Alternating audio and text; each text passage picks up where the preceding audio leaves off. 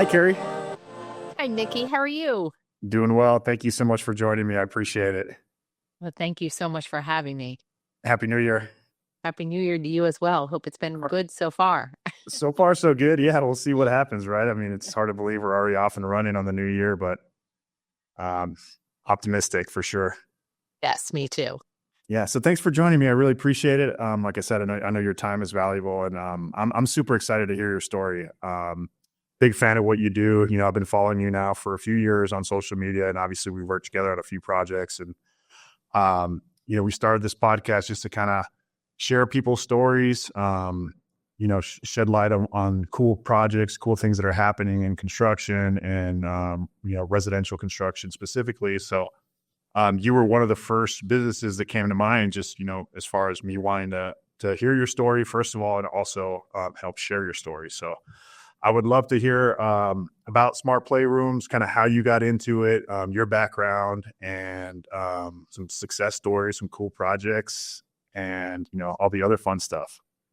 Well, that's great. I'm happy to share. And I find such an interesting story behind the businesses, and Yeah. think this is such a great way to share those stories with other people because it's always interesting how people got to where they are.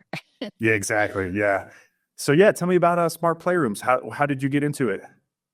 Well, sure. Well, I'll go back way back to when I was 10 years old because my story and my mission has really centered around my experience in fifth grade with an incredibly creative and energetic and just a super teacher. His name was Mr. Kruger. And in fifth grade, I had obviously a couple friends in the classroom, and we were busy learning grammar and a lot of other dry English things.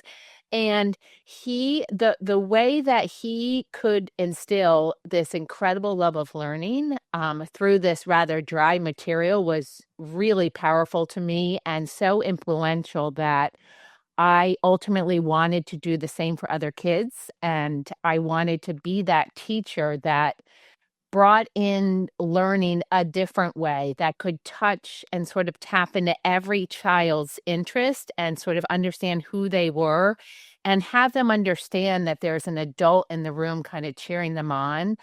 Because I feel like that the power of teachers with kids is incredible because when children know, especially when it's someone outside of their home, that they're sincerely interested in their well-being, I think it just really can have a lifelong impact on their confidence and kind of how they feel about themselves and also what they end up choosing to do.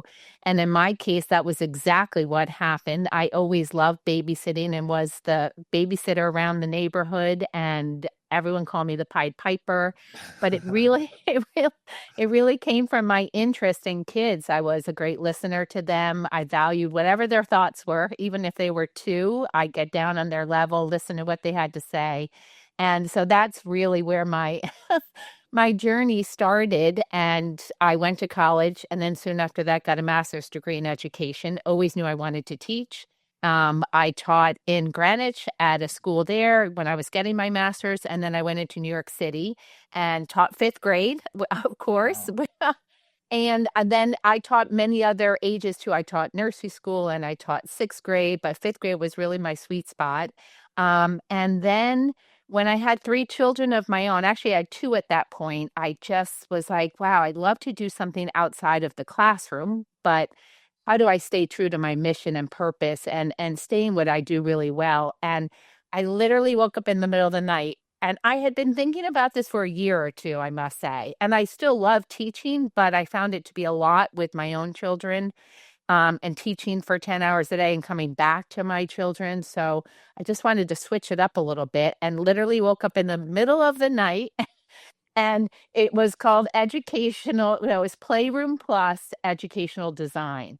And I was like, whoa, that is a cool idea. If I can help playrooms turn into classrooms, wow, that's really neat. And especially at that time with young kids, I'd been in and out many playrooms and was not very fond of them. And I always Yeah. thought that I think a little more thought could go into this. So that's really the journey and sort of my story. And I love sharing it because I think it is so important to understand people's experiences and and where they get to where they are, but often it is these little moments in life that are really important and pivotal to some people's journeys.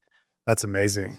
I love the background. Yeah, you're right. I mean, just from a teacher perspective, I know it's not easy. My mom was a teacher, and so I know you guys do a lot and are really underappreciated with with a lot of things you do, and can make such an impact on kids' lives. And kudos to you for wanting to do more there, and starting your own business and just having such an impact there. Yeah, curious about like the early years. When you did launch. Did you test it out first? Did you go cold turkey, just quick? Did you? Good question. Actually, what was interesting was that I was teaching 3-year-olds at that time because my son was in preschool and the preschool was looking for another teacher. I knew it wasn't going to be what I absolutely loved, but it was very convenient because I could go with him to school every day and I didn't need to get an additional babysitter, which is what I did need to do when I was teaching elementary school, just because the hours were so much longer. Yeah, So I was at preschool. It was my second year, had that sort of wake up in the middle of the night. And I was like, you know what, I'm going to try this out. This is not going to be one of those ideas that come and go. Obviously, we all have tons of ideas. I had a lot of other things. Oh, I should do this. I should do that. And I thought, I'm going to do this. So I finished teaching that spring. And then that summer, I put a little ad in my local paper. I live in Westchester, New York, outside of New York City. And I just thought, put a little ad just about the same thing, sort of making your playroom like a classroom. And I really focus on organization. And believe it or not, I got 7 to 10 phone calls from that wow. ad, which was incredible. And in it was just these photos of clearly organized bins and labels. And that's where I started. But boy, did it take a long time to get to where I am today. And it took an incredible amount of discipline and hard work. And again, I was juggling a family and children and wanting to be with my own kids and be that person for them as well. And so I started very slow. When my kids were in school, I worked. I never worked really without making money. I instantly started to organize playrooms and I charged just hourly. And my whole premise was don't spend any money and I'm going to change the way your kids play. And basically, what I do is sort through everything that they had. First, I learned about the kids and their interests and their ages, look at the space. I'd run to the Container Store. I'd have all my bins and things from there, and I would stay. And most of the jobs probably took 4 to 12 hours, depending on how much stuff there was. And what I found was what was interesting is that the most difficult thing for parents was understanding how kids play, what types of play are influential for their kids, and when to get rid of things and when the kids have aged out of it. So often I go into these spaces and all the toys were lined up around the space. I was so overwhelmed by the stuff generally and the lack of thought. But it wasn't even a lack of thought. It was just no one really knew what to do with all the stuff. The kids are given birthday stuff and holiday stuff, and we're off, this product promises this, and oh, but they like this, and tomorrow they like this. And we kind of I think all parents do that. We kind of want our kids to get the toys that we think are best for them. And it can be very overwhelming and very expensive to figure out what they actually like. So I would kind of go through everything, set up the areas that are age appropriate. It was based on being in the classroom for all those years, but also having my own kids obviously helped. And I just have this innate sense of kind of I can get kids to do whatever it is I want. That's kind of how I've been my whole life, even in the classroom. I taught 5th grade. I taught medieval history. These kids loved history so much because I would often set up the classroom. I'd let them decorate the bulletin board. I'd let them be the teacher for the day. I had a innate instinct of giving ownership to children. And I feel like that's where they get really involved in their own learning and giving them choices. So I took that same premise and brought it into these playrooms. And I learned a little bit about their kids. I knew what they were interested in. I knew what they needed for the next 5 or 10 years. And I would set up these spaces with what they had. And then what started to happen is it was, oh, maybe you need a little more storage, so maybe we need to buy a piece, or you know what, your kids are into art, but you don't really have a table. It slowly morphed into a design company, but it was really only with essentials like a table and some chairs, or what about this? And so that's how it slowly turned into a design company. And then the pivotal moment, I would say, for my business was when I brought a monkey bar that was a playground handle, and I put it on the ceiling for the first time. And I'm a huge fan of monkey bars because they are so incredibly challenging, and I know kids innately love to be challenged, and there's tons of different ways to use the monkey bars. And it also coincided with they were taking all the monkey bars down from the public parks in our area and throughout the cities for liability reasons. So I was like, oh, I'm going to put these inside. And that was the sort of the out of the box. Everyone had art areas and storage, but monkey bars. And then all of a sudden there was climbing in there and sensory swings and this whole focus on active play that we were used to kids doing that outside and in the parks. But what I also experienced when my kids were little is that the kids were so overscheduled, no one was going outside really to the parks. And no one, I still see all these empty swing sets even today in backyards because kids don't play like they used to. You want to play with other kids. And it used to be they could run around the neighborhoods and do that and find each other. Well, if you're home by yourself, being on the playground for 2 hours in your backyard isn't as fun as it could be if you had a whole bunch of friends there. And then with kids being so scheduled, they don't get to the park. And parents were no longer really valuing that time of open-ended, non-directed physical movement, which I personally feel like is so important to kids, like monkey bars, for example, where they're not told what to do. They're just doing it because they love it. And in fact, that type of movement, I think, really resets kids' behavior, their focus, how they feel about themselves, from their heads down to their toes. So that was when I started to bring that in, that was really the pivotal moment, movement in my business where people were like, wow, I need to have that.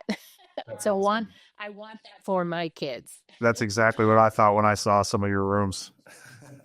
Really? Yeah, I mean, it's your projects, like I said, are just amazing. I know. So it's not just the monkey bars now, right? You're doing like foam pit. You've got century boards. You've got even basketball courts. Yeah. And from a parent perspective, we struggle like with the iPad thing and the TV thing. It's really easy to do that and just here, go do your thing. But like we're really looking for ways to keep them active and doing different things and just sitting on the screen. And so personally, I'd love to have some of your stuff done in my house. So we're not quite there yet, but I'll definitely reach out when we're ready. I made a mistake of showing your projects to my daughter, and she fell in love immediately. Well, that's great. And isn't it interesting that kids kind of know what they need? I love that. Exactly. So I'll go, and I love when kids have sensory needs or they're always on their iPads, like you said.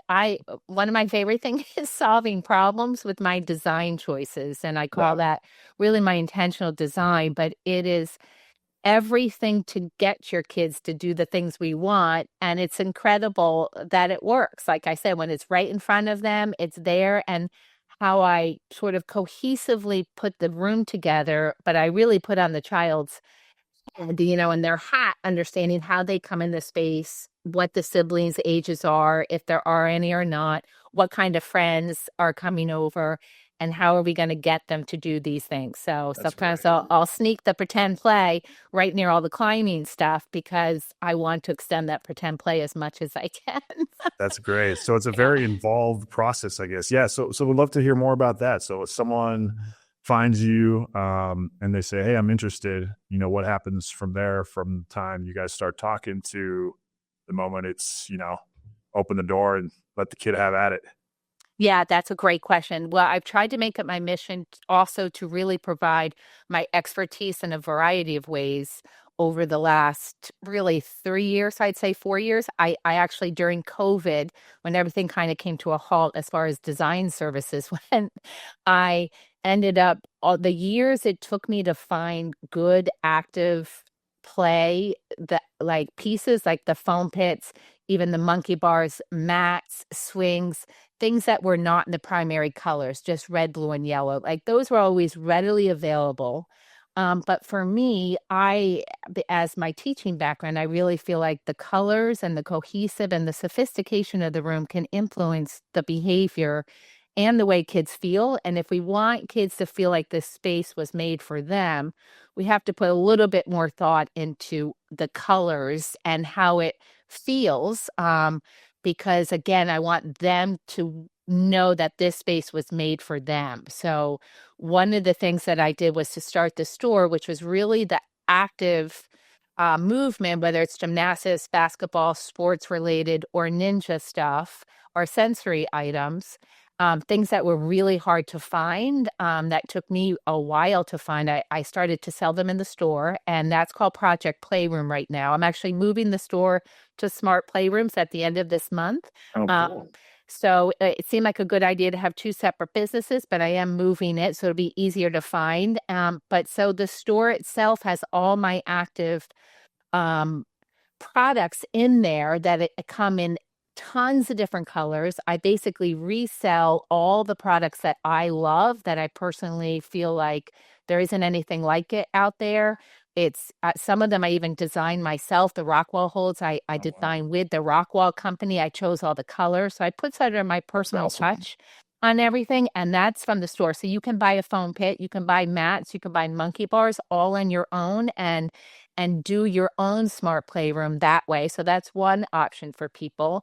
And then I still have an option to work with me, which is really our full service process. You work with me really from the very beginning for a full 6 months. I work with families all over the country now, and I'm there to help with the measuring, the designing, the consulting, any revisions. You kind of have me hands on for the whole process, including getting the contractor scope of work, including, making sure the contractor installs it properly. So that's exciting. And I really can do that all virtually. I just finished this amazing playroom in Kansas City, and I ended up not even having to go on site. I could do the whole thing from where I am in New York and manage it, just because I've done this and had the experience to do that. I'm always able to fly. I have another client in Nashville right now, and I'll be going down there in February to meet the contractor. We just finished the design, and they also wanted me to do the measuring myself. So there's flexibility with having me come, but it's really, I manage the whole process from start to the very end, and really just take on a select number of playroom jobs that really work exclusively with me. So that's one option. In order to book that, you just have to book a consult with me through my website, and we meet, and I ask you lots of questions about your kids and your family, and then I will send a proposal with the design fees and my process once I learn where it's located and sort of what's required with this particular job. And then there's an in between, which I'm so proud of. I started an e-design package, and I've hired other teachers who also have master's degrees to be able to just deliver the design package and the visuals and the 3Ds to people, again, everywhere. So in that case, you actually just buy the package on our website. You're in our client portal. We send you a questionnaire virtually. You answer all the Wow. questions. We do have one quick Zoom meeting, and then we do the whole design package and send it right to your email. And that is the end of the scope. With that, we couldn't include revisions or consulting because we are doing the 3D renders and we have the shopping list for all the products. But the idea for that is either use it just as we sent it, or if you wanted to change out the colors, you know where everything goes. You have more than enough products. So if you just want to buy half the products, you can. If you want to buy, you want to change the walls from gray to purple, go for it. Like, it's for people who want to do most of the work themselves, but really want our expertise in the flow of the space and one specific color scheme. So the e-design package is great. So I've really worked hard to make those three different choices available to people. So I look at it, it depends how much time the customer or the client wants to do themselves, how much of the work they prefer to do themselves. And I've tried to make that option totally available for people to really just, get our expertise where they need it. That's brilliant. Oh, thank you. Yeah, I love it. What are some of your favorite projects, if you don't mind me asking, or if you can talk about them? I know some people don't like all the information shared at times, but like, do you have some cool projects you could talk about that you've done? Some of your favorites throughout the years? If I remember correctly, you did was it a submarine Oh, that was and more really cool. recently that I saw? Yeah, Yeah, that was really cool. And I know I'm very private about really myself, but yeah, also my clients. yeah, And but right. that project, I'm happy to share, it was in Greenwich, Connecticut, and that was an incredible project. A lot of times when I'm working with full service, which is really hire me front to start, I'm usually with a team now. It's like a new home, or there's architects, or there's an interior designer in the rest of the home. And they're looking for just someone help kind of in that process, just in the playroom. So in this case, it was a brand new house. They were doing the whole house, and I worked with an incredible architectural company and contractors. But I was able to design that space, which was this very large space, and in it we had this really cool art studio, which I love. It's almost all built-ins. We have like a built-in pegboard. We had built-in storage in there, and there's even doors that you can open and shut it. And then we also had bunk beds on another little nook because I love doing bunk beds, to be honest. That's always a fun thing in the playroom because I'm a huge fan of sleepovers. I have a lot of good memories of that myself. And I feel like that is a great way to stretch out the longevity of a space. If you have enough space in your playroom to do that, it just, the teens and tweens just love that. And little kids can play in those bunk areas as well. And then the other side, yes, was the submarine. And again, not most, I would say all of my designs, I tap into what the client wants, and I get some amazing requests, very specific. This was something specific from the client. They wanted a submarine. We named it after their kids and their family, and they had, you know, they had participated in the very beginning kind of how big it should be, kind of what it would look like. We went over quite a few design iterations of it, and it was interesting. The hardest part of that was to find a builder to build it, and I'd never built a submarine before, and it had to sit off the floor and be supported, but we also had to support it to the wall. And then we had to make sure the ceiling was strong enough too. And as you could see, it's over a foam pit. So just again, lots of problem solving. And again, trying to find someone. This ended up to be a custom mill worker that wasn't part of the construction team. It was someone that I had worked with on a separate project. And I just reached out saying, is this something you could do? And they have a mill workshop in Norwalk, Connecticut. And this is crazy. They built that, I think, in 2 or 3 pieces, and they did a whole video of it driving down I think I saw 95. that. Yeah, with this thing in the back of the truck, right? Yeah, And then because, in the beginning, it's so funny when I'm working with builders, sometimes we're like, oh my gosh, we forgot. How are we getting it through that door? yeah, And right. now as I'm more experienced, it's like, obviously we measure for the doors. We knew this was going to be hard. You want to make it as easy as you can to assemble with the least amount of parts, but you have to remember to be so thoughtful. How are we getting it into the house? Right, Uh, and exactly. it was super crazy heavy.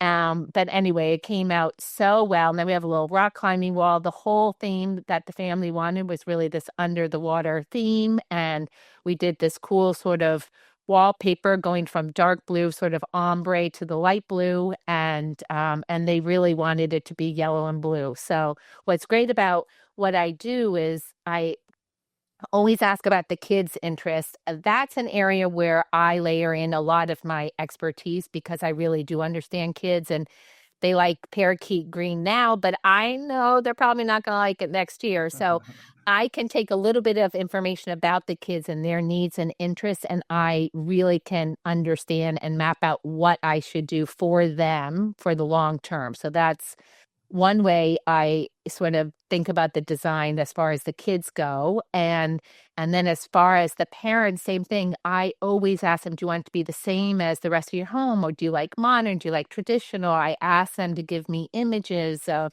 things they like. Before we meet, even, I'll call together mood boards of things that after a consultation, I may get other photos. It could be activities. It could be color scheme. It could be just a layout. It could be something I've never done before.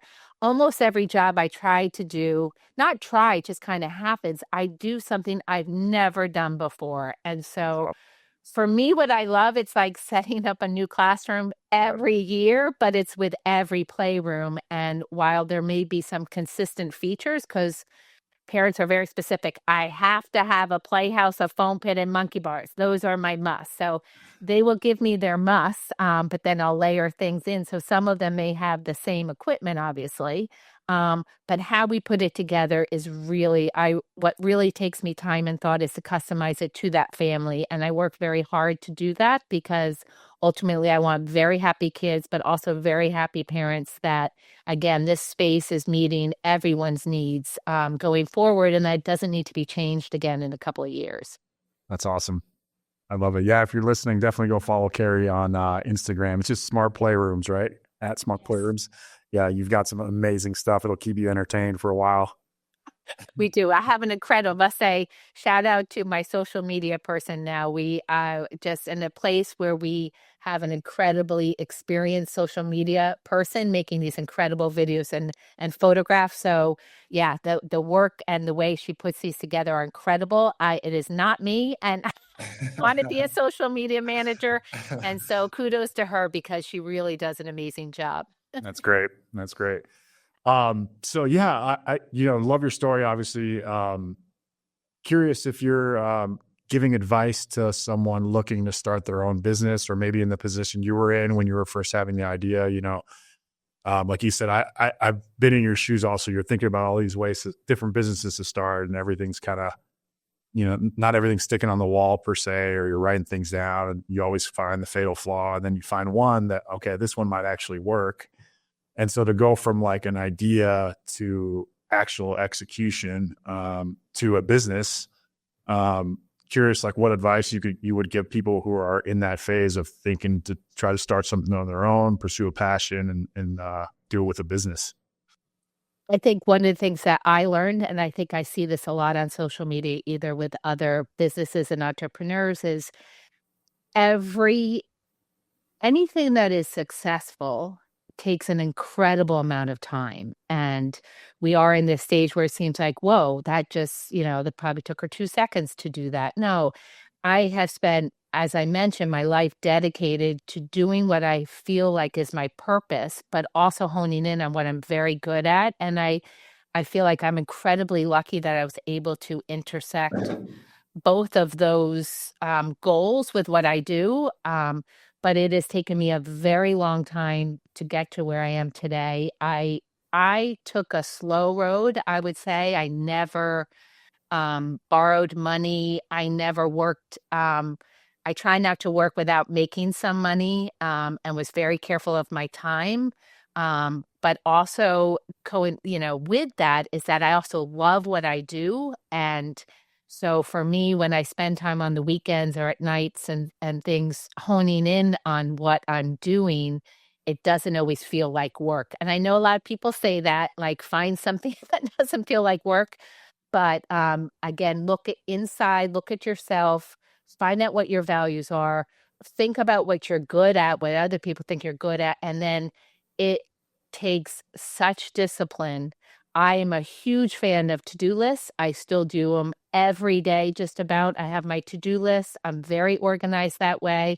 I love to write out 15 things and knock them all off the list. And the next day, here's my new list. There is something very satisfying about creating those to-dos in an organized way, whatever that is for you, and very satisfying when you get through them. And to me, that's the discipline, the sort of the foundation that is so important as well to get you to where you're going. Because if you can't get the things off your to-do list, it for some people that is a real struggle. So you have to figure out the best way for you to do that. But that I think is also the key, is managing expectations, having a to-do list, and slowly but surely just getting everything done that you need to. And also I'd say this, this is interesting. When I first started, even when I went into teaching, it was, I wanted to just do that really well. But when opportunities came up or things were different, like I said, people wanted furniture, and I was like, well, okay, I never ordered a table, but heck, I'll do that. Um, I think being open to changing for me, I think my business grew because I was able to pivot and go with what people wanted. And I didn't just stay stuck with what I was doing. I could just be organizing today and not buying furniture. And maybe that would be great for somebody else. But for me, I always wanted to hear what my customers and clients wanted, and then I evaluate if that's something I want to do. And almost every time it was something I wanted to do, so I would add that on sort of as an offering, and I would try to get that done really well. That's awesome. Amazing. I love it, Karri. Thank you so much. Again, I really appreciate your time and for doing this and for your story. Yeah, and I just want to end too. So, I mean, Mickey and I met. He has some incredible sport court flooring. And here's one thing. Here's a good example of a sport court flooring. I don't know anything about that. And you reach out to vendors, you do your research, you reach out to them, and look, with working together, I still don't know anything about painting lines, how to install it, but I do know how to order it, and I do know how to present it, and I do know what the samples are, and I believe in the product. And so I would just say sport court flooring and anything. Mickey's an incredible teacher, and I look at, like, when I reach out to different people to learn things myself, that we're kind of partners in this and that we're here to help each other. And I might know things that you don't know, but you're going to know things that I don't know. And I think that's really important. For me, it's about the connections, working with other people, and trying to do the best we can. It's never always perfect, but we try to do the best we can. Yep. I appreciate that, Karri. Thank you. You're welcome. Well, yeah, thanks again for your time and for the story. Really appreciate it. It was amazing to hear it, and wish you the best of luck this year. Well, thank you so much. It's so great to see you and just talk to you today. Likewise, Karri. Take care. Okay. Thank you. Bye. Yeah, bye.